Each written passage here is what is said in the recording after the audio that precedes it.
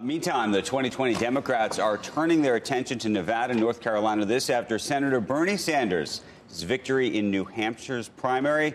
Sanders' win putting him near the top of the party's presidential field, which is now smaller after yesterday's contest. Lloyd Blankfein, by the way, going after Sanders on Twitter late last night. We'll get to that in just a minute, but want to get to CNBC's Kayla Tausche, who joins us right now. Kayla.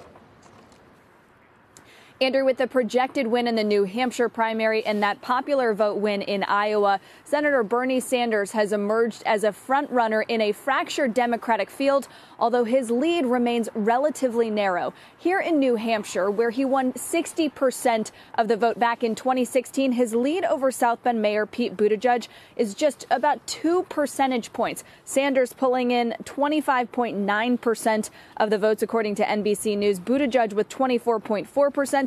And Amy Klobuchar, the Minnesota senator, taking 19.8%.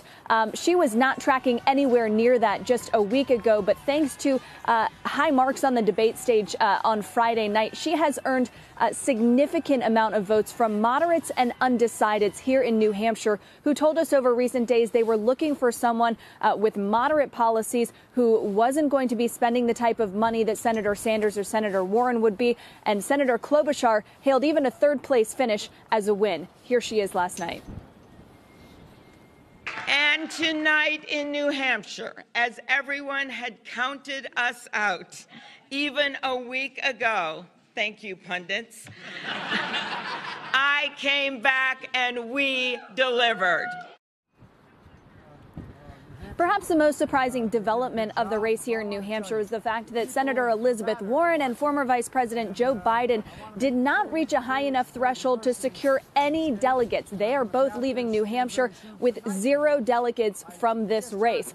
Biden is already in South Carolina, where he has pledged to turn his attention toward votes from people of color, and to Nevada, where he has seen significant support among the Latino community there. So he is hailing a diverse electorate as the reason why he is the most viable candidate here. But we will see whether that plays out. Donors at this point in the race are now figuring out whether they need to be reallocating their support to other people who are closer to the top of the pack. The race is getting smaller as of last night's results. We did see the suspension or termination of presidential campaigns by Andrew Yang and Senator Michael Bennet, although there are still more than a handful of people in this race and still a long way to go before November.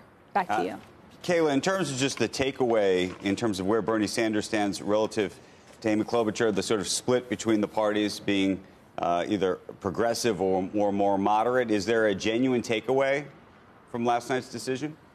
Well, I think the takeaway is that, if you had seen Sanders and Warren both toward the top of the pack, then you would have seen that there was clear support for these progressive platforms. The fact that both Buttigieg and Klobuchar taken together got about 50% of the vote, that shows you that here in New Hampshire, at least, that's where the largest block of voters wants the party to go. Of course, in New Hampshire, you have about 45% of voters who are registered independents or undecided, undeclared voters. So certainly they would have leaned more toward a moderate platform. But Andrew, as I noted before, Sanders won this state handily back in 2016 with 60%, and it is notable that he saw nowhere near that level of support this time around. I think 27%, if that's where he was tracking last night, that's the lowest win that you've ever seen in New Hampshire.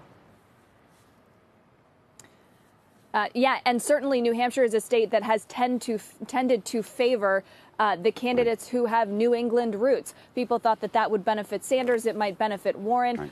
It did benefit Sanders, but not to the extent that anyone had thought it would.